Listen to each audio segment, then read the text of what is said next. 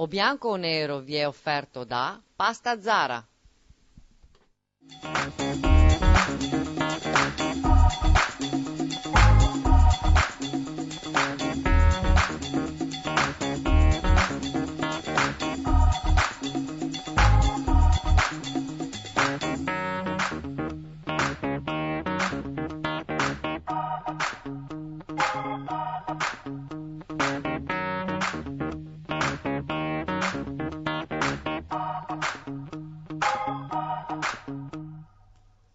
Gentile pubblico di O Bianco o Nero, benvenuti in piazza per questa puntata. Oggi parleremo un po' di comportamenti, un po' di quelli che sono i modelli che sembrano un po' perduti, questa politica distante soprattutto dai giovani, questo disinteresse assolutamente ad essere qualcosa di meglio, qualcosa di più positivo.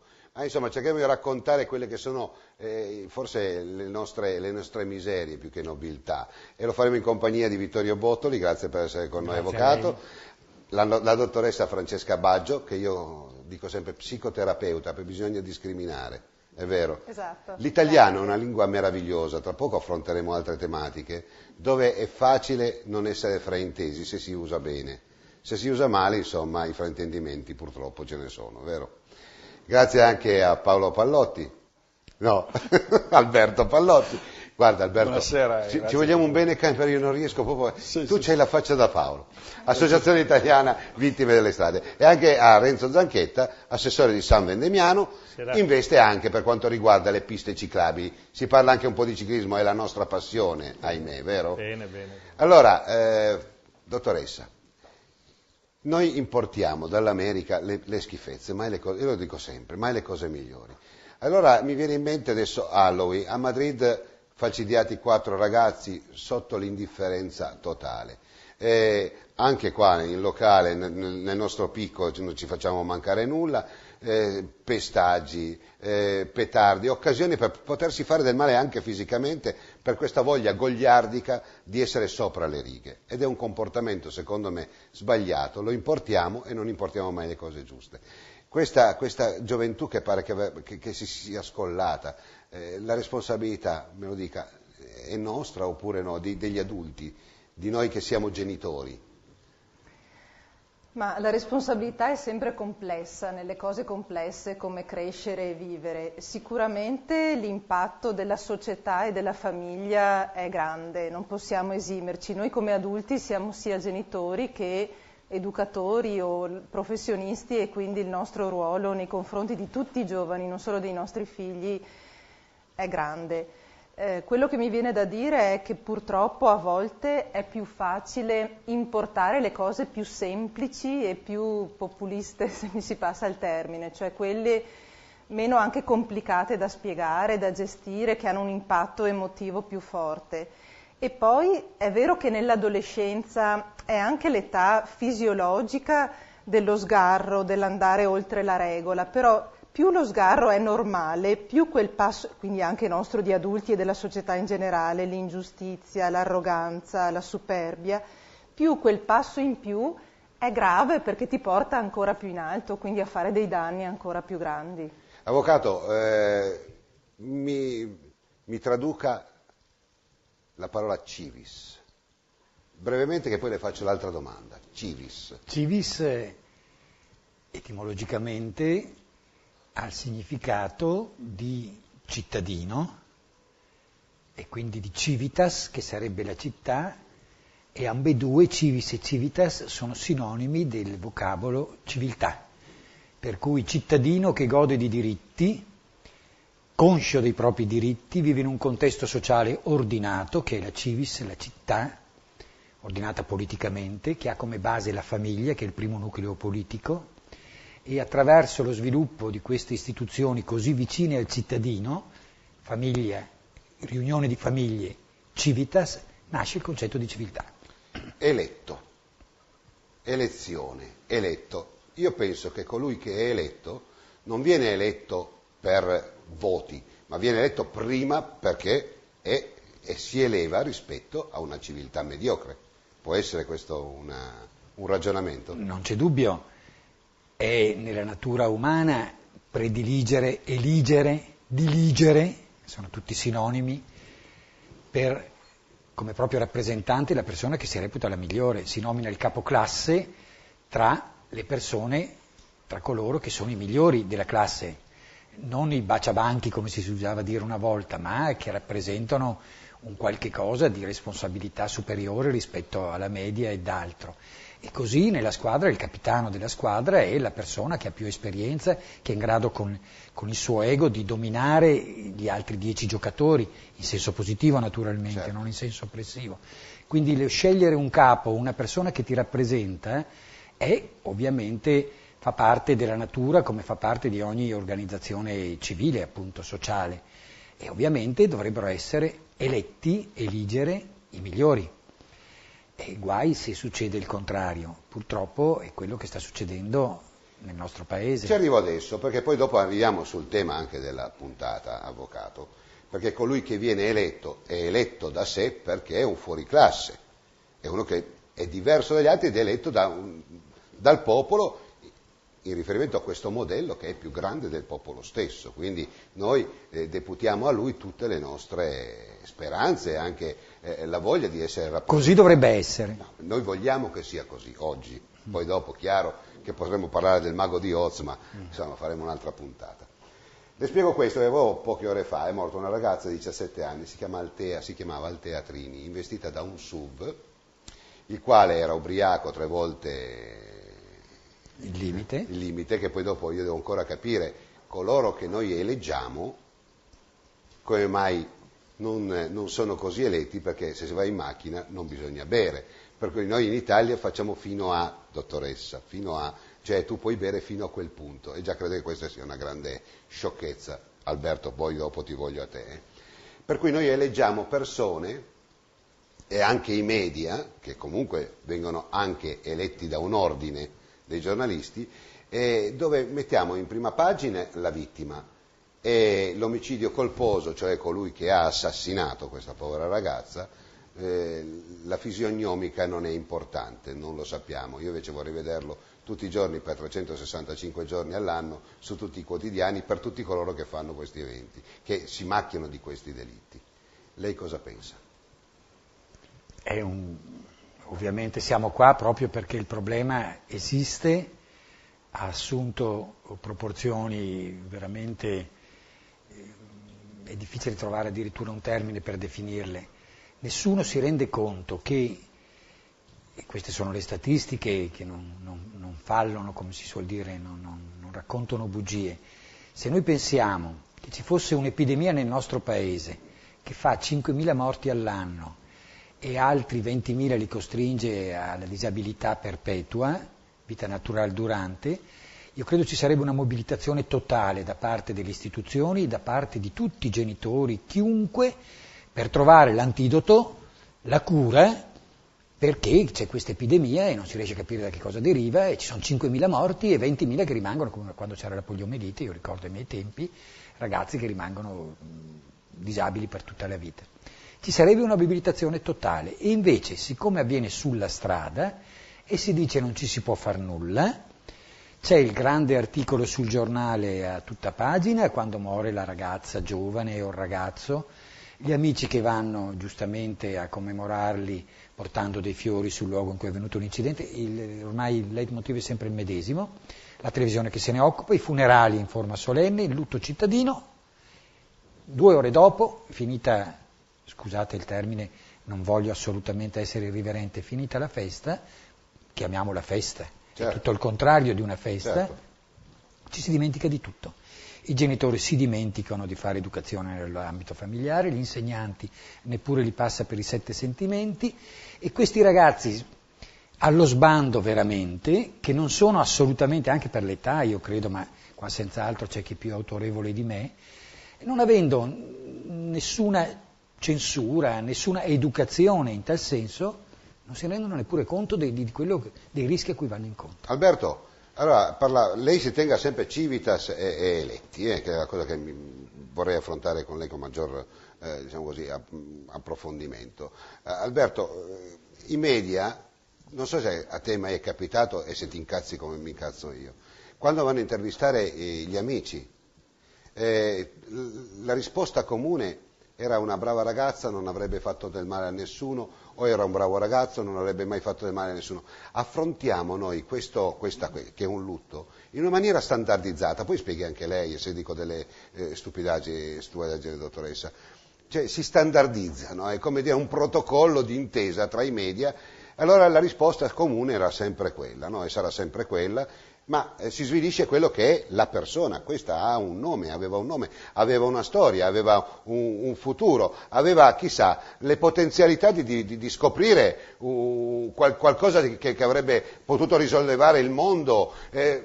Se Martin Luther King lo avessero ammazzato, ma non soltanto, John Lennon, ma abbiamo parlato di queste cose, avremmo depotenziato una società assolutamente oggi peggiore di quello che loro hanno saputo rappresentare. Perché non è questa ragazza? Perché non si fanno queste domande? E perché voi non vi incazzate? Noi ci arrabbiamo e anche tanto in realtà. Abbiamo adottato fino adesso praticamente tutte le tattiche possibili. Non ultima, insomma, se avete seguito i giornali negli ultimi giorni, ci siamo incatenati davanti al Parlamento per far capire, insomma, la tematica. Giustamente l'avvocato, anche lei sottolinea bene, 100 morti in Sicilia per la guerra di mafia, diciamo, hanno chiamato l'esercito, hanno mandato i vespri siciliani, non so se vi ricordate, dopo l'omicidio di Falcone e Borsellino, a un certo punto lo Stato ha detto basta, ci avete stancato, adesso arriviamo giù. E l'esercito ha cacciato e ha contrastato questo tristissimo fenomeno squallido che è la mafia siciliana. Li hanno combattuti con davvero determinazione. Hanno fatto, la guerra di mafia faceva circa 100 morti l'anno. Questo vale per la guerra di Camorra, la guerra di 'Ndrangheta, si parla sempre di 100 morti, che comunque sono 100 morti che rimangono in una cerchia, diciamo, di Cosa Nostra, insomma, sono 100 morti del mestiere, poche volte vanno a uccidere innocenti o altre persone. Sulla strada ci sono, l'avvocato diceva 5.000, la realtà è più alta, sono certamente quasi 7.000 morti l'anno e sono tutti innocenti. Come diceva giustamente lei prima, si presenta una persona che non avrebbe mai fatto male a nessuno, sembrano degli angeli che se ne vanno. Purtroppo la realtà è che è quasi sempre così. Se ne vanno sempre le persone più miti, diciamo le migliori. Abbiamo riscoperto questa incredibile fatalità che la testa dura, la testa quella che dici fa sempre questo, fa una cavolata dietro l'altra, questo negli incidenti si salva e purtroppo vengono ammazzate delle altre persone che a volte... E quindi il depotenziamento, come diceva giustamente lei, è una cosa che è veramente agghiacciante, pensare cosa poteva questa Altea fare nella sua vita e non potrà più fare, rimane il rimpianto, rimane una lapide, rimane un ricordo che si va a sbiadire sempre di più nel tempo e che gli amici che oggi dicono non la dimenticheremo mai, dopo un po' invece la dimenticano. Le persone tendono ad andare avanti perché è connaturale nell'animo umano guardare avanti, però la realtà è che dall'altra parte rimangono le vittime, quelle più toccate da questa grave cosa, che invece non si riprendono più e soffrono e si emarginano e stanno da soli nelle loro case. Questa era una ragazza in bicicletta, per cui dopo parlo con il signor Renzo Zanchetta, ma vorrei chiudere proprio questa piccola parte, nel senso vorrei ritornare a come battezziamo le notizie, come si battezzano. Sempre bravi ragazzi, ho capito, però io vorrei qualcosa di più, dottoressa. Vorrei che i ragazzi non si liquidassero tra di loro, era una brava ragazza, era un modello, andava bene a scuola. Cioè, questa ragazza che andasse bene a scuola o meno, a me interessa poco, mi interesserebbe invece non vedere il suo nome per un delinquente. Cioè, non so come la legge lei. Allora sì, è vero che c'è questa cosa, era una brava ragazza, anch'io non penso che tutte le persone che mancano siano solo brave persone, ma credo anch'io che sia secondario che fossero brave o no, non dovevano morire in quel modo, punto. Era una brava ragazza, una brava persona, spesso lo diciamo quando una persona non c'è più, per una serie di meccanismi che sarebbe... Scusi se la interrompo, mia mamma sa cosa diceva? Che quando nascono sono tutti belli e quando muoiono sono tutti bravi. Niente di più strano, è sbagliato. Comunque. Però ecco, in realtà a me viene da dire, allora, uno, che questo dovrebbe farci riflettere su un'altra cosa, no? Che anche quando le persone sono vive dovremmo riuscire a coglierne la bellezza e la bontà o la bravura, mentre a volte magari sei più incline alla critica, eccetera.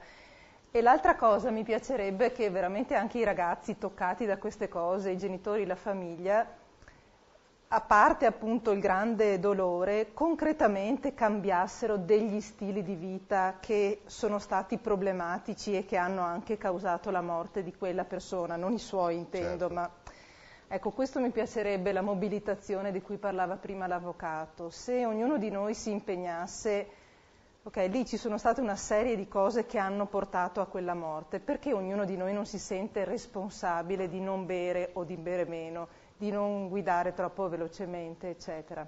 L'autodisciplina. Questo sarebbe sì il ricordo più autentico e credo più significativo. Ritorniamo poi con la Civis. Renzo Zanchetta, lei oltre ad essere assessore a San Vendemiano, un paesino del Trevigiano, si occupa anche con una gran passione di ciclismo. Allora io le faccio questa domanda. Allora ci sono stati un bel po' di soldi che sono andati per certe piste ciclabili. E proprio su internet c'è tutto, su internet basta andare, clicchi e trovi il mondo, Alberto. Allora, siccome c'è molta crisi edilizia, stanno cercando di fare anche delle ciclopiste, però la maggior parte delle ciclopiste sono delle sverniciate qua e là su un marciapiede, e poi vedremo delle foto che sono imbarazzanti, e addirittura queste ciclopiste tante volte sono dei park per mettere, non so, a dimora il chiosco per poter dar da mangiare, brevimano, così creando questo tipo di bar all'aperto, cioè una mancanza di rispetto totale, oltretutto la mancanza di rispetto che non sono vere e proprie piste ciclabili. Abbiamo parlato di Altea, è morta in bicicletta con un gruppetto di altri suoi amici e amiche, andavano così tranquillamente per strada, ma non è la sola, ce ne sono migliaia in tutto l'anno. Le nostre piste ciclabili sono quelle di Marco Caco, e soltanto per darle un'idea c'è una ricerca di uno studio milanese che lo hanno presentato nei mesi scorsi, dove 689 chilometri di pista ciclabile che congiungerebbe Torino a Venezia hanno fatto un'indagine sui costi e verrebbe a costare poco più che 1,5 chilometri di autostrada. Cioè io chiedo, vertici del ciclismo, della Federciclo, eletti, perché qua si parla di persone che devono essere sopra le altre, ecco, una Federciclo che si debba comportare esattamente come fanno l'Associazione Italiana Vittime della Strada, da essere una massa critica per poter dire noi sì ci occupiamo di ciclismo sportivo, però stiamo attenti che non è il calcio, perché il ciclismo sportivo porta degli adepti sulle strade di tutti i giorni, quindi rispetto, piste ciclabili, anche un vademecum di comportamento e soprattutto spingere su quelli che sono gli articoli che veramente... Io credo che la funzione della federazione ciclistica sia quella di effettivamente fare educazione al ciclismo, e le attività che sta facendo, parlo del comitato regionale per non parlare di quella nazionale che non mi compete, ma quella regionale, tanto per dire, noi tutti gli anni nelle scuole con il Pinocchio in bicicletta andiamo a contattare anche nel 2012 circa 5.000 ragazzini delle scuole primarie, coinvolgendo le scuole in una educazione all'utilizzo della bicicletta. E questa è una pratica che la federazione non fa da quest'anno, ma fa da parecchi anni, che deve sempre comunque di più prendere piede, perché comunque non è divulgata in maniera omogenea nel territorio regionale, ma purtroppo è a macchia di leopardo, e quindi bisogna divulgarla maggiormente in tutto il territorio regionale. Dopodiché parlare di piste ciclabili, evidentemente c'è comunque, bisogna anche riconoscerlo, una presa di coscienza di quelle che sono le difficoltà oggigiorno di andare in bicicletta, non solo a livello agonistico, ma solo anche a livello di passatempo. E le amministrazioni, alcune sono state longeve nel progettare, e qua entrerebbe tutto un discorso molto più ampio, perché comunque il ragionamento e il problema è molto complesso e che richiede anche interventi diversificati e complessi.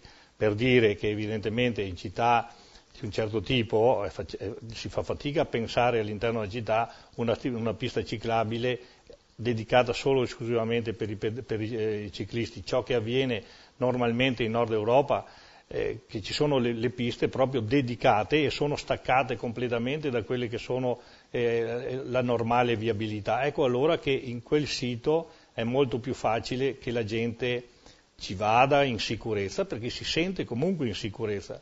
Io ultimamente sono stato in Olanda, ma anche in Danimarca, e evidentemente la cultura della bicicletta è 1000 anni più avanti di noi, ma c'è tutta una cultura da formare. Ecco, io credo che la funzione principale della federazione ciclistica è di fare ciclismo il più ampiamente possibile e dopo con i numeri evidentemente sensibilizzare sempre di più le amministrazioni locali, pubbliche e a livello nazionale, perché le piste ciclabili funzionano solo se sono fatte in un'altra maniera, altrimenti se cominciano ad avere ogni 50 metri un passaggio pedonale, un'entrata, un'abitazione privata, evidentemente non svolgono la funzione in cui sono Poi stiamo pensate. vedendo in grafica alcune piste ciclabili che sono in Spagna, sono in Svezia, paesi non soltanto propriamente del nord, perché la Spagna, insomma, a livello, insomma, se andiamo a vedere come posizionamento siamo sulla stessa identica parallela. Avvocato, si parla di civis, no? Allora io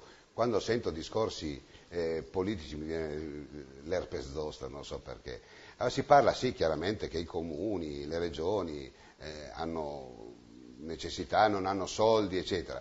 Mi piace, potrei essere un retorico, non lo faccio mai, ma stasera lo voglio fare, con tutti i soldi che si sono mangiati, insomma, non è che non ce ne siano stati di soldi, però voglio dire, se un eletto, faccio come i bambini, se ho imparato la lezione, avvocato, dovrebbe essere meglio di me che io lo eleggo, da lui pretenderei che una pista ciclabile sia una pista ciclabile poche ma sicure e non fare come tanti furbetti che fanno delle piste ciclabili tanto per beccarsi un po' di soldi o dalla regione o dallo Stato o dall'Europa e poi invece anziché piste ciclabili mi pare che siano delle piste ciclopedonabili e quando va bene. Mi dica lei se sbaglio o non ho capito la lezione. Mi piace il quesito che mi ha posto perché mi dà modo di svolgere un ragionamento cui tengo molto. Guardiamo queste piste qua che sono sbarrate sì, certo. da ogni ben di Dio, scale. Non dobbiamo pensare che la responsabilità sia esclusivamente degli eletti che non fanno poi quello che dovrebbero fare, che non fanno il loro dovere. Vi è una grande responsabilità in coloro che li eleggono. Viene definita, è un termine giuridico, culpa in vigilando, o meglio, culpa in eligendo. Sono ambedue facce della medesima medaglia. Perché? Culpa in eligendo è perché sbaglio la persona a cui io do la mia fiducia e che non mi sa rappresentare.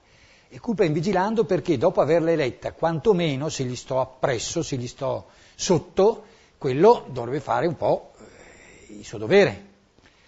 Benjamin Constant ha scritto un bellissimo libro nella metà dell'Ottocento sulla libertà degli antichi, intitolato E la libertà dei moderni, e diceva, mentre gli antichi, che non dimentichiamo nelle città come Sparta, Atene e Roma, la democrazia era diretta, cioè il popolo, convocato nei comizi elettorali, andava in piazza, spesso portandosi a mano dietro i bambini che imparassero che cos'è un comizio, se si deve dichiarare una guerra, se si deve fare una pace, se si deve mettere un magistrato sotto accusa, se lo si deve assolvere o condannare. Questa era la funzione del popolo. E la democrazia era diretta, quindi con alzata di mano, una specie di referendum continuo, come c'è un po' in Svizzera sotto un certo aspetto. Poi naturalmente questa era la libertà degli antichi, erano delle potenze, dei giganti in politica, però sotto l'aspetto personale invece c'erano dei grossissimi difetti, perché il censore attento ti entrava in casa a controllare la scollatura e l'imbellettamento della donna. Non potevo certamente scegliere la mia religione perché sarei stato immediatamente espulso dal contesto sociale. E quindi aveva una vita privata molto controllata e molto difficile sotto un certo aspetto, ma nella vita politica era un gigante. La libertà dei moderni è tutto il contrario. Io devo pensare ai miei affari, a fare il denaro, mi dedico alla mia professione, al mio commercio. Non ho di certo più il tempo di andare in piazza per fare la guerra, per fare la pace, per mettere un magistrato sotto inchiesta e quindi delego ad un altro che è il mio rappresentante questa funzione politica. Però, diceva Constant a metà dell'Ottocento, state attenti perché questa democrazia rappresentativa che era appena sorta allora rappresenta, e già se ne erano accorti allora, dei pericoli gravissimi, perché se il cittadino non controlla rigorosamente colui che ha scelto o addirittura non lo può togliere di mezzo quando questo non fa il suo dovere, c'è il rischio che perda il controllo della situazione, che questi eletti diventino una casta, dimentichino di essere stati eletti per essere a servizio del cittadino e diventino invece loro la casta dominante, a cui tutto è permesso e che quindi si copre di privilegi perché nessuno li controlla. Mentre il cittadino, che dovrebbe essere il sovrano, come dice l'articolo 1 della nostra Costituzione, delegando questa sua sovranità ci rinuncia sotto un certo aspetto e invece di essere il gigante che era a Roma, ad Atene e a Sparta, diventa, diceva Constant, un granello di polvere che non pesa e non conta assolutamente nulla. Perché il cittadino di New York o del Canada ha un potere certamente di gran lunga enormemente inferiore rispetto al cittadino di Roma, di Sparta o di Atene. Ecco, da qui coloro che dicono che noi come paese italiano siamo indietro, no? Lei mi ha fatto un'analisi del Medioevo, stiamo tornando al Medioevo, no? Però mi pare ancora più indietro. Sì, a me pare, ma forse dico una sciocchezza, avvocato, che il Rinascimento sia una questione soltanto italiana. Sì, proprio perché quando abbiamo... Per darci un po' di coraggio, che non siamo proprio l'ultimo popolo del mondo. Ad un certo punto questa civitas, questa civiltà che nasce dalle città, crolla per mille motivi di carattere storico e quant'altro, e vengono i cosiddetti secoli bui, il periodo del Medioevo. Le città si spopolano, sono spesso preda di epidemie, la gente va a vivere in campagna perché là era più facile trovare sostentamento, un po' di grano, un pezzo di orticello e quant'altro. E c'è il decadimento. Però, incredibilmente, quasi per caso, verso la fine del 1300 e 1400, succede un nuovo fenomeno. Le città iniziano a ripopolarsi, nascono le cosiddette classi borghesi e coloro quindi che amministrano la giustizia, i medici, i notai e quanti altri, e trovano che sia più facile vivere in città dove è più facile il commercio, i commerci hanno un grande sviluppo, nasce la prima industria addirittura sotto un certo aspetto, le città si ripopolano, riprendono i cittadini il gusto della civitas e quindi del fare politica e rinascono, rifioriscono, ma questo fenomeno è limitato esclusivamente al nostro paese, per due motivi. Perché l'Italia, come è ancora adesso, è circondata dal mare e il traffico, quando le strade erano quelle che erano, era molto più facile per via di mare che non per via di terra.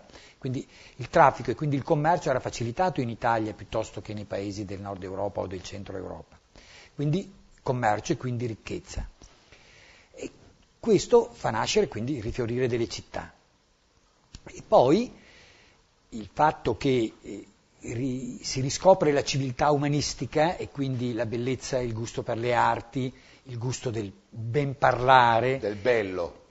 Rifiorisce il latino che era stato abbandonato in virtù del fiorire, del proliferare del volgare, e c'è questo nuovo umanesimo, e c'è quindi questa rinascita, e c'è questo rinascimento. Ma questo è stato possibile perché tutto era basato su un livello molto semplice, quello della città, dove il rapporto tra il cittadino, l'eletto, l'elettore, il rapporto politico era molto più facile che non nei grandi stati che si stavano formando nel frattempo, la Francia, l'Inghilterra, la Spagna, la Germania. Dimenticano che cos'è la cultura, che invece nelle città italiane rifiorisce e dà la possibilità di espandersi a quel fenomeno meraviglioso, unico, irripetibile che va sotto il nome di Rinascimento. Dottoressa, abbiamo detto, tra poco mandiamo alla pubblicità, ma lei mi deve fare il cappello a questa bellissima, chiaramente, tesi del nostro avvocato. Io quando parla lui mi innamoro, starei qua e l'ascolterei volentieri perché veramente ci illumina, no? E io sono molto contento di averlo ogni tanto ospite qua in questa piazza. Non siamo lontani da quel periodo, noi adesso abbiamo importato il brutto. Guardi che non voglio fare sempre il discorso delle trasmissioni televisive, il nostro brodo, e però io vedo X Factor per esempio, una bella trasmissione congegnata in maniera intelligente, però la trovo orrenda per i messaggi che ha dentro. Questa patina del bravo che emerge, a me sinceramente che ho 55 anni comincia a farmi affanno, io voglio che il bravo emerga nella solitudine oppure non sotto i fari, perché è bravo e per cui viene eletto per osmosi, per contesto, per popolo, no? E quindi il bravo deve avere per forza delle eccellenze, non mi deve andare il bravo in televisione, così tutti gli altri che non sono bravi, insomma, si danno, e questo lo trovo brutto. Come trovo brutto quasi tutta la televisione, come brutte sono le notizie, perché le danno in maniera brutta. Allora io dico il popolo italiano, tutto intero, ha questa chance, ha questa storia, ce lo ha nel DNA. E allora io le faccio la domanda della massa critica, come uno psicoterapeuta, come un uomo o una donna, una dottoressa che sa leggere comunque la spiritualità, anche le debolezze dell'umanità, può dare degli input anche al nostro popolo che ci guarda in televisione, adottare il bello. Sì, mi viene in mente, sto leggendo un libro su Michelangelo e il Rinascimento, appunto, che Lorenzo de' Medici, no, il grande politico di Firenze, era un grande cultore della bellezza e della cultura. Ecco, credo che sì, ma a parte i politici, voglio dire, ognuno di noi dovrebbe mettere assieme anche il bello, non saprei come proporlo, però ad ogni anche notizia brutta, diamone una bella, ad ogni critica distruttiva, che è la più semplice, proponiamo una critica costruttiva. Se sentiamo un ragazzo che fa una critica, chiediamogli lui cosa avrebbe fatto, cosa suggerirebbe a questa persona. Se ci accorgiamo che diciamo su a qualcuno in televisione o meno, cerchiamo anche di dire forse sarebbe stato meglio fare così, cioè la parte costruttiva, no? L'invito, l'incoraggiamento, non solo la critica o le scorciatoie, la bellezza dell'impegno, della fatica, la normalità dell'impegno e della fatica. A me non dispiace che il bravissimo sia in televisione, mi piacerebbe che oltre a vederlo lì vedessimo quanta fatica ha fatto, allora diventa un modello. Vederlo già lì che fa presto, mi pare che non servano le ore di studio, le ore di canto, le ore di allenamento.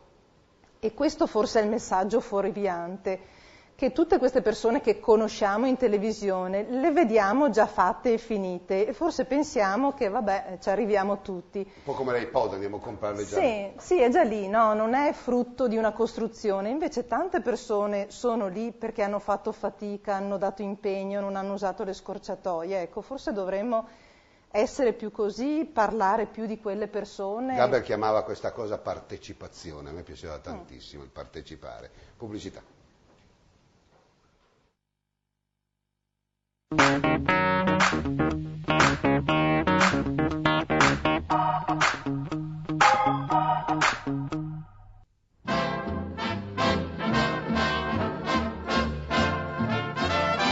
Vi presento la pizza Maranello, riconosciuta dallo stesso comune come testimonial della rossa più amata del mondo. Creata coi prodotti tipici della loro terra, l'aceto balsamico tradizionale, la coppa stagionata di Maranello e la mozzarella di bufala. Viva la Ferrari!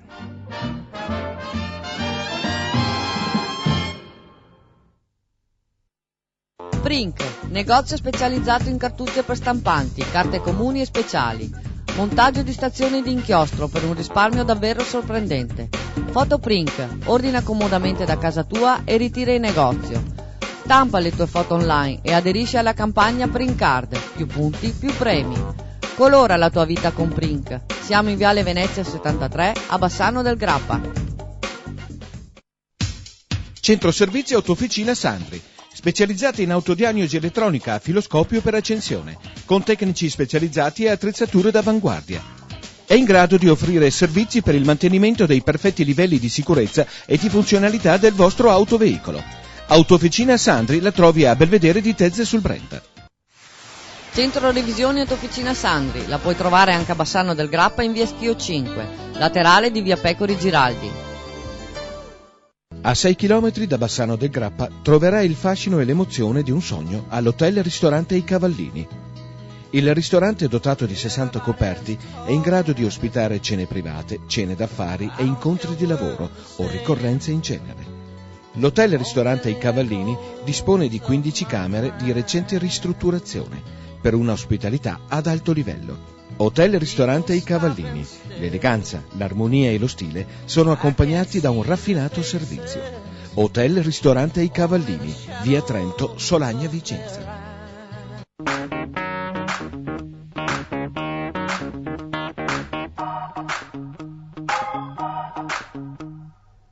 Ben rientrati in piazza, gentile pubblico di O Bianco o Nero. Allora, a me ha rattristato molto questa notizia che oggi di Altea Trini, mi ha rattristato in maniera profonda perché trovo che coloro che vanno in bicicletta siano come i pedoni, siano le persone che noi automobilisti tutti dovremmo prestare più attenzione, perché è la parte debole della catena, della filiera stradale. E quindi quando sento che persone in bicicletta vengono travolte, mi tocca anche il significato che la bicicletta ha, l'ecocompatibilità, la voglia di andare via in silenzio, la voglia di non disturbare, la voglia di essere partecipi di una geografia che in quel momento la gusti. Quindi mi vengono in mente queste persone, dottoressa, non perché erano brave, ma perché in quel momento, chissà, questa ragazza e anche i suoi amici sentivano dei profumi della campagna, i profumi dell'autunno, delle visioni meravigliose. Quindi credo che io interpreto l'appassionato, il cicloturista o colui che va in bicicletta, una persona che mi commuove, un po' eletta rispetto a coloro che per 1000 motivi sono costretti a correre in macchina, eccetera. E poi tramutando questo con le migliaia di vittime in bicicletta, che non sono più le vittime dai 17, 18, 19 anni, le vittime della bicicletta sono esattamente da 5-6 anni fino ad arrivare a 90 anni. E per quello che dico la necessità urgente di piste ciclabili, ma soprattutto di un percorso culturale. Poi voglio sentire lei, dottoressa. Continuo a riflettere sulla massa critica, cioè la massa critica deve essere quella che ma non come Federazione Ciclistica Italiana, qua parliamo di una federazione che debba guardare tutti coloro che vanno in bicicletta, perché è uno sport che praticano tutti, non è il pallone che lo praticano in un sito e poi dopo è difficile trovare uno che passeggi palleggiando, perché gli daresti anche del deficiente, ma la bicicletta è proprio un mezzo a 360 gradi, può essere per competizione, ma soprattutto è per diletto, senza rompere le balle a nessuno. Assolutamente sì, ma credo che questa sia comunque una presa di coscienza. Poi io non farei distinzione tra morti in bicicletta, in motorino, in macchina. I morti sono morti e c'è da addolorarsi quando succedono, oppure sui posti di lavoro. Purtroppo, o per fortuna, dipende dai punti di vista, d'altronde la vostra trasmissione si chiama Bianco e Nero. Io credo che sono molto d'accordo con il ragionamento che faceva la dottoressa quando diceva che purtroppo molto spesso noi evidenziamo gli aspetti negativi di una società giovanile e non valorizziamo il molto di buono che c'è. È vero che fa più rumore un albero che cade che una foresta che cresce, però è anche vero, e lo dico per esperienza personale, che tornando ai giovani, visto che il tema era anche centrato su tanti giovani che purtroppo lasciano la vita sulle strade, o magari facendo riferimento a delle feste e quant'altro, io dico che la stragrande maggioranza di giovani sono dei bravi ragazzi che si impegnano e fanno anche del volontariato. Purtroppo la notizia la fanno solo quella percentuale più o meno comunque troppo elevata, che si comportano in maniera esagerata e sono dei borderline, comunque sono comunque delle preoccupazioni per la società in generale. Detto questo, è chiaro che non si può pensare che in questa nostra società andare via in bicicletta deve diventare un terno al lotto. Dovremmo tutti insieme fare uno sforzo culturale, di crescita, di riorganizzare quelle che saranno le città del futuro, perché non credo che sia un problema che potremmo risolverlo a breve, ma dobbiamo pensare a che tipo di civiltà e di società e di città vogliamo lasciare ai nostri figli. Alberto, io sono mica tanto d'accordo, cioè nel senso che è vero che i giovani sono straordinari. Chi ha avuto la fortuna di portare in Africa 100 giovani, vanno 100 giovani ma tornano 100 giovani diversi, perché gli abbiamo dato qualcosa, hanno visto e hanno saputo creare quella massa critica, no? Quindi la partecipazione. Io non do la colpa ai giovani, ci mancherebbe, io credo che chi organizza Ray Part oppure le cagate sono tutti quanti adulti, perché sanno come fare il grano e spesso sono gli sfruttati i giovani. È in questo senso che vorrei aprire una chiave, cioè aprire una porta con una chiave diversa di lettura, nel senso di dire non vogliamo demonizzare i giovani, vogliamo demonizzare gli adulti che non si prendono cura dei giovani e spesso in questo i complici sono anche i genitori che quando vedono una cosa che non ci credono, no, mia figlia non lo farebbe, o mio figlio non lo fa, cioè invece si imbriaga pure il figlio, cioè questa compromissione vorrei scatenare nel senso di abbattere, hai capito Alberto? Beh, non c'è dubbio che prima l'avvocato giustamente diceva la sovranità appartiene al popolo in Italia, ma le responsabilità appartengono al popolo allora. Perché se la sovranità appartiene al popolo, la responsabilità, è inutile parlare di casta, che ha fatto casta, cioè è molto semplice, per mandarli giù, il popolo può mandarli giù tranquillamente, se il popolo si mobilita veramente. Io ho visto migliaia di giovani a un funerale, dovevano, per questo ragazzo che era morto, Ismaele, a Verona, un incidente particolarmente brutto, particolarmente spiacevole.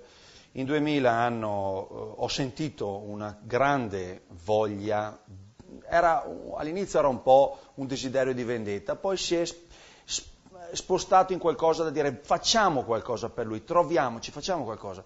Li contatti dopo qualche tempo e sono spariti tutti, non c'è più nessuno. Allora la domanda è questa, giustamente prima dicevate che fa più rumore, è più facile farsi ascoltare, andare sui giornali per una cosa negativa piuttosto di una cosa positiva. Dico bene, ho capito bene un po' il senso, giusto? Ma perché? Perché il giornale vende in base a chi compra. È più facile essere letti su Visto o su Stop invece dei quotidiani, perché la gente si annoia. Guarda, è più facile essere visti da una televisione scandalistica commerciale piuttosto che una televisione culturale. Allora la domanda è questa. Ricadiamo sempre nel solito discorso, ma di chi sono le colpe? Sono di noi stessi le colpe. Cioè noi stiamo parlando in questo momento quando noi stessi siamo il problema.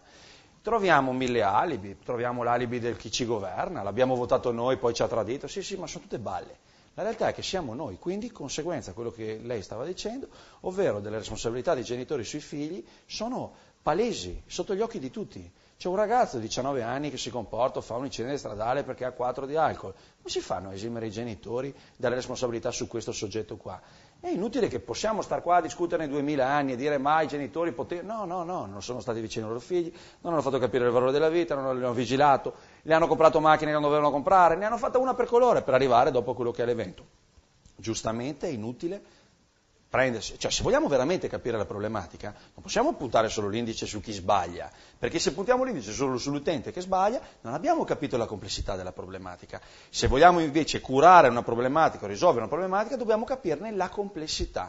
Come diceva giustamente l'assessore, giusto?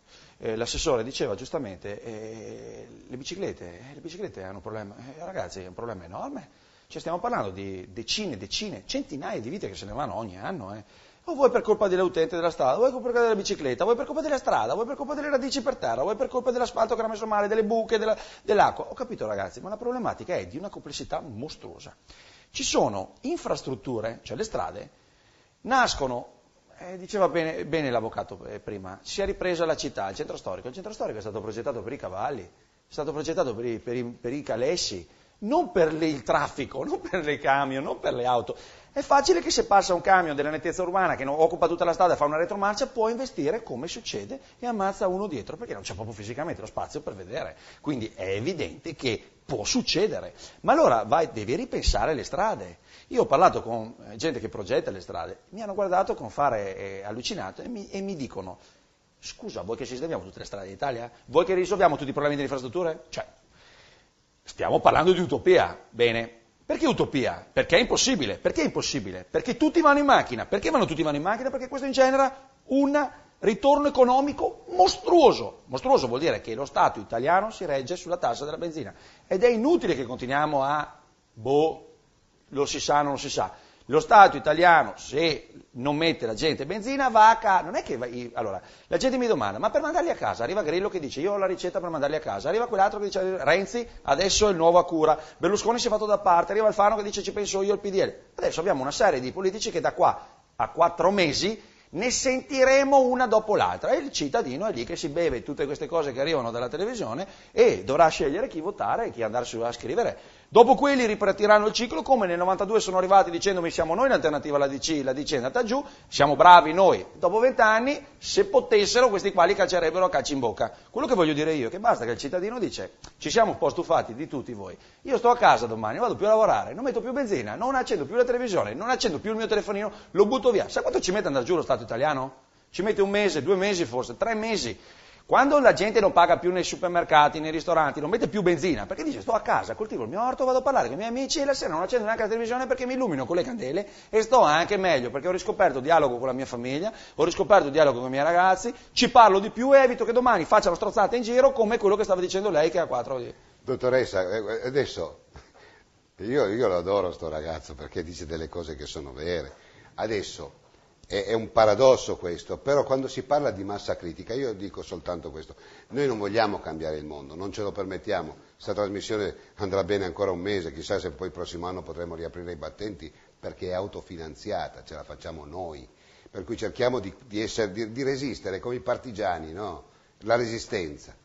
Ma se io, genitore, so che la televisione mi dice che hanno tirato fuori l'iPhone 5 e la mattina c'è gente che si alza alle 6 per essere il primo nel negozio, le chiedo come possiamo difenderci. Io sinceramente posso difendermi perché ho questo mezzo televisivo, la mettiamo su internet, che la guardino più possibile le persone, mettiamo i titoli accattivanti perché ci crediamo, ma com'è che il genitore si può difendere? Che quando arriva a casa il figlio, anche pirla, che si sente però diverso dagli altri, cioè ho capito io che poi dopo alla fine i genitori hanno le loro responsabilità, però qua il consumismo ci sta mettendo davanti a un demonio che è il demonio proprio del consumismo. Se non ce l'hai, tu sei un pirla.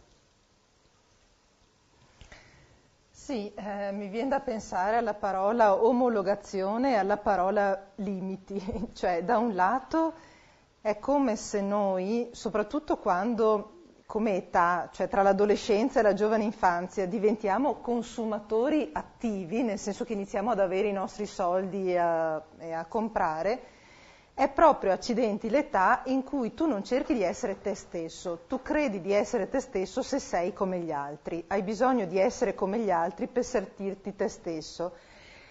Quindi intervenire lì è già troppo tardi, i genitori devono aver creato una educazione alla solidarietà, alla diversità, ai limiti, all'accettare le non possibilità, che tu hai una responsabilità anche verso l'altro, che non si può sempre avere quello che è, ma no, in teoria, intanto prima di quell'età lì e anche nella pratica, cioè il bambino chiede 2 cose, scegli, hai una settimana per decidere se vuoi questo o se vuoi questo, proprio l'educazione alla scelta, no?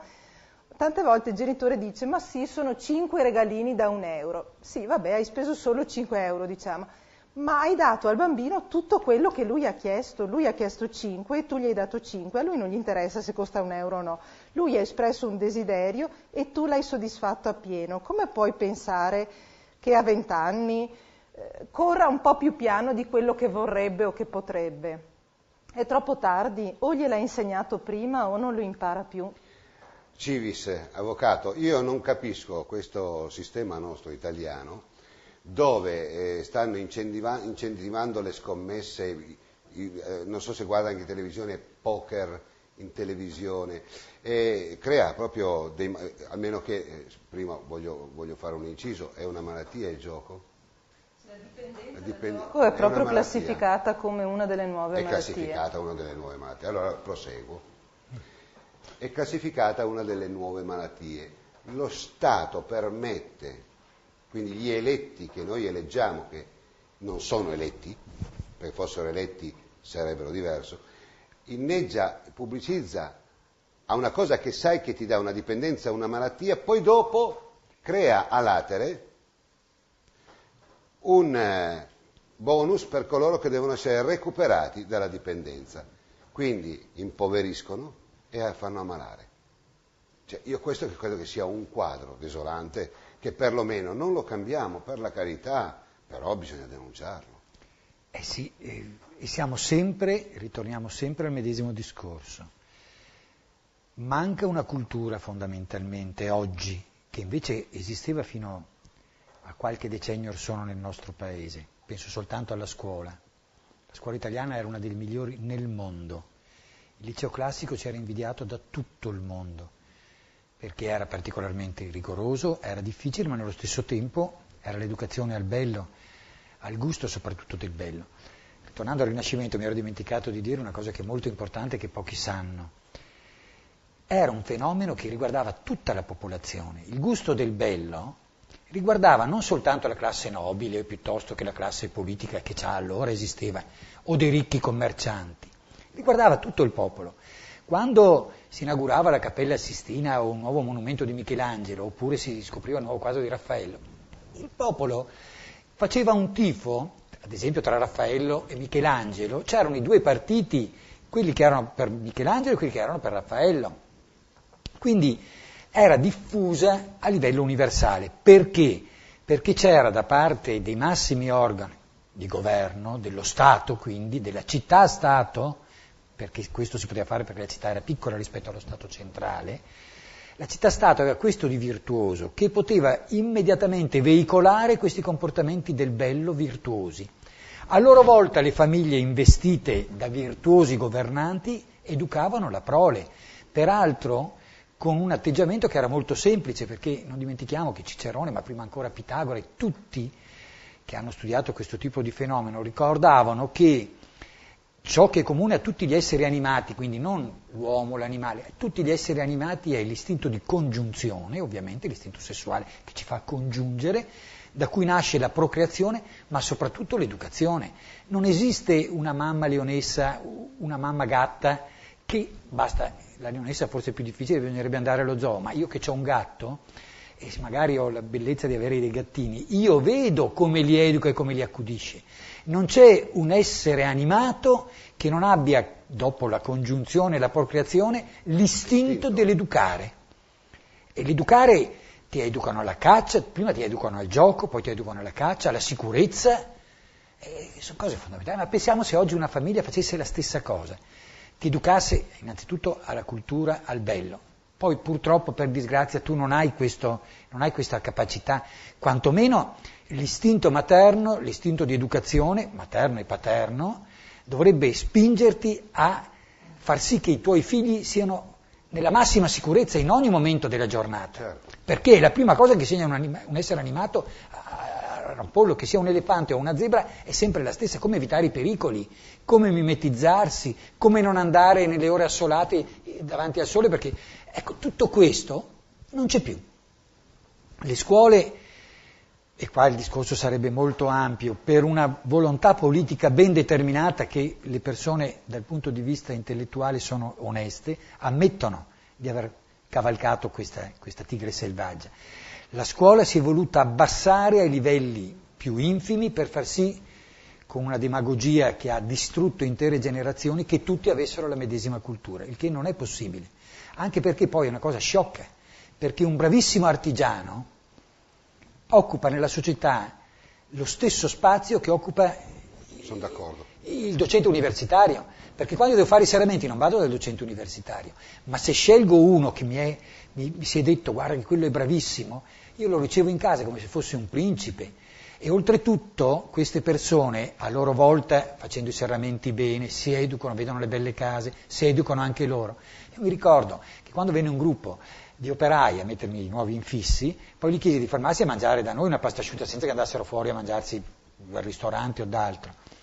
E per me fu affascinante scoprire che il capo, che era un ragazzo giovanissimo di questo gruppo, chiacchierando mi diceva che il giorno dopo andava a teatro perché c'era una rappresentazione che non poteva assolutamente perdere perché è rarissima, quell'opera la fanno. E allora, incuriosito, iniziai una specie di interrogatorio e seppi che questo, mentre faceva i serramenti, però nel tempo libero studiava, si aggiornava, andava a musei, eccetera. E questo vuol dire, non esistono, invece il dire la scuola deve abbassarsi, perché siccome è una scuola difficile, io non posso permettere che non tutti, che qualcuno rimanga indietro. Quindi cosa facciamo? Invece di cercare di elevare chi rimane indietro, di prenderlo per mano e di portarlo avanti, si è abbassato l'impianto, tutto l'impianto educativo. Dottoressa, mi fa venire in mente che una volta si diceva un detto, ultimi nella scuola, primi nella vita, era una chance che davi a coloro che non ne avevano. Poteva essere anche questa una forma di cultura democratica. Sì, ma è proprio appunto il rispetto e la cultura della differenza, mentre sembra che qui siamo tutti omologati ad essere tutti uguali, tutti quella roba lì, tutti così, e se sei fuori non sei nessuno. Questo è un grave errore, è come se il piede volesse essere il ginocchio volesse essere la testa, ma uno gli basta una testa, ha bisogno di 2 piedi, certo, eccetera. Quindi è questo, come dire, la grande perdita, no? La perdita delle differenze, delle diverse potenzialità e l'utopia veramente a breve termine che c'è solo un modo di essere, un lavoro, una visibilità che ti rende felice e ti rende degno di. Ma a tal proposito io volevo soltanto tornare brevemente, tienti in mente quello che devi dirmi, per chiudere proprio il discorso, Alberto, sui costi-beneficio. Nel senso, noi educhiamo i giovani ipocritamente, che poi dopo dicono che oltre i 16 anni si può scommettere, no? Invece uno prende la carta d'identità del papà, fa la fotocopia, la manda via email e quindi diventa adulto, cioè non è che ci sia lì la persona, il croupier, vai a Saint-Vincent, c'hai la carta d'identità, se no te ve fora, no? E poi creano allora, questo sono soldi che lo Stato butta via, impoverisce la gente, crea qualche ricco, ma pochi, e però poi dopo si deve curare. La stessa identica cosa con le piste ciclabili. Stasera parliamo di piste ciclabili, in altre puntate abbiamo parlato di tutto quello che è le vittime della strada.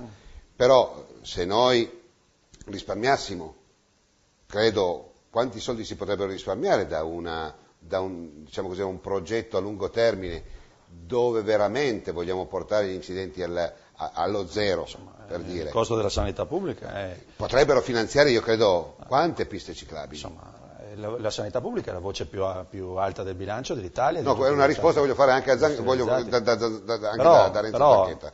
Cioè, quello che lei dice è molto pregnante, nel senso che rinunciamo a educare i nostri figli per correre dietro al lavoro, correre dietro ai soldi, e pagando delle persone che devono educare i nostri figli o stare vicino ai nostri figli semplicemente, babysitter, sto parlando asili nido, queste cose qua. Questo di fatto crea un disequilibrio, una differenza di vedute tra genitori e figli che non tramandano, non passano più, come diceva l'avvocato prima, la capacità di vivere, gli istinti, quelle cose che devono essere passate da generazione a generazione. Poi i nonni che non sono più i nonni, sono diventati amici. Di fatto cosa sta succedendo? È molto semplice.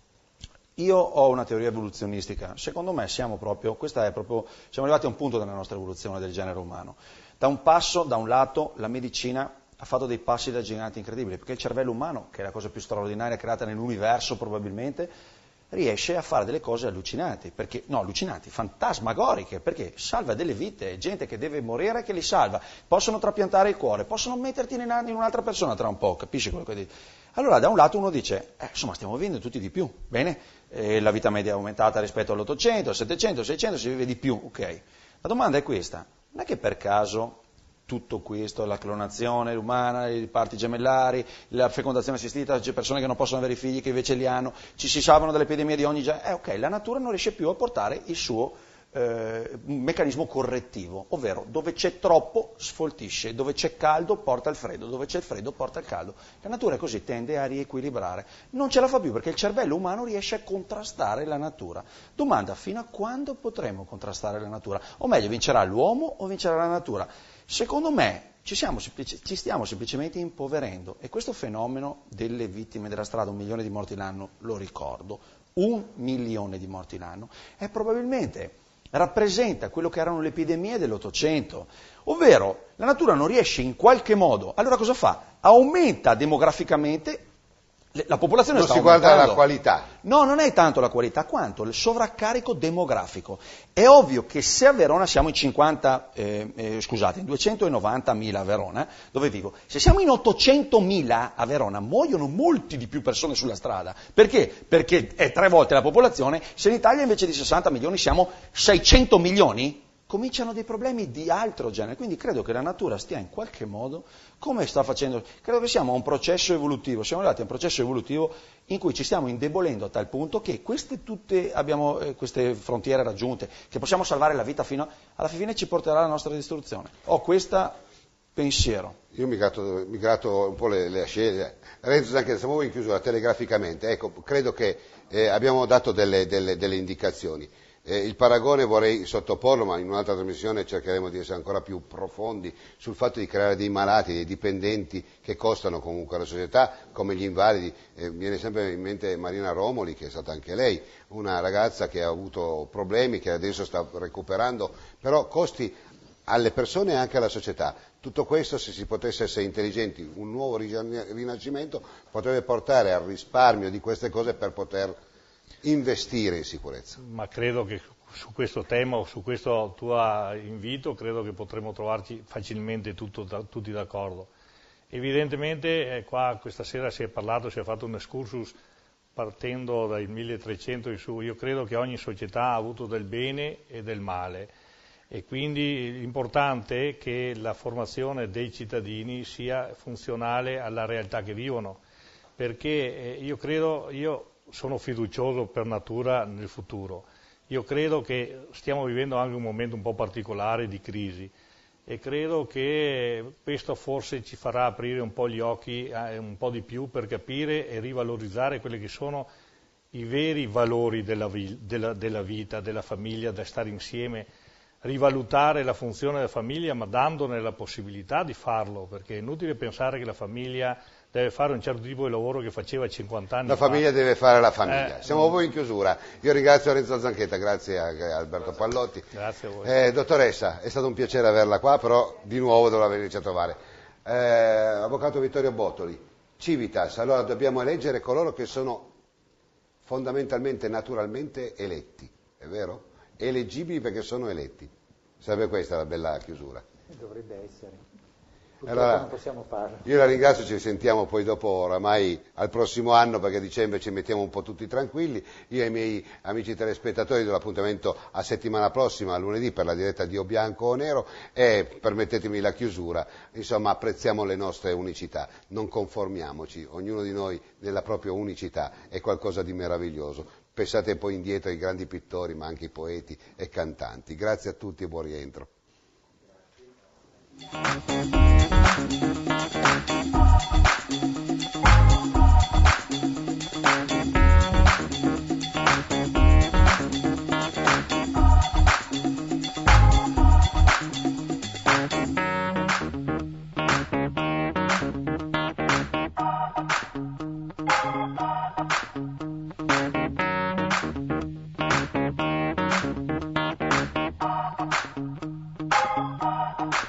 O Bianco o Nero vi è stato offerto da Pasta Zara.